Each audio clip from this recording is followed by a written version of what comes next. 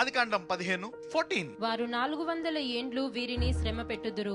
వీరు ఎవరికి దాసులవుదురో ఆ జనమునకు నేనే తీర్పు తీర్చుదును. ఇప్పుడు నీకు శ్రమ పెరిగింది అంటే అర్థం ఏంటి? ఇప్పుడు ఎవరైతే వీళ్ళ పిల్లల్ని చంపేద్దాం అనుకున్నారో, 100 సంవత్సరాల నుంచి బానిసత్వంలో ఉండి ఎప్పుడైతే వాళ్ళ పిల్లల్ని చంపే కాలం వచ్చేసిందో, దాని తర్వాత కొద్ది టైంలో ఎవరింట్లో మొదటి వాడు చనిపోయాడు? శత్రువు అనండి. Every male first born die. ఇప్పుడు శ్రమ నీకు జ్ఞాపకం చేస్తుంది, నీ శత్రువుకి తీర్పు తీర్చే కాలము దగ్గరికి వచ్చింది. An attack is telling it's time to judge the enemy. It's time to take authority over the enemy.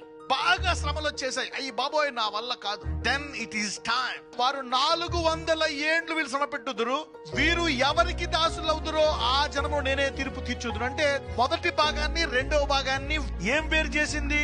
దానికి దీనికి మధ్యలో ఏం కనపడుతుంది మీకు? శ్రమ.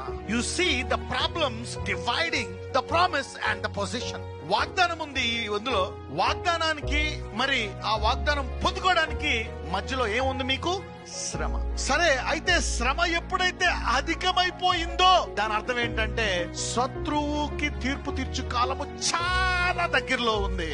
ఎవరైతే ఈ రోజు నా కష్టాలు చాలా పైకి వెళ్ళిపోయాయి, పీక్ అంటే పైకి, ఇక ఇంతకంటే కష్టాలు అనుకుంటున్నారో, ఈ రోజు ఈ వాక్యం వెంటనే పరిశుద్ధాత్ముడు చెప్తున్నాడు, నీ శత్రువు నాకు తీర్పు తీర్చు కాలము చాలా దగ్గరలో ఉంది.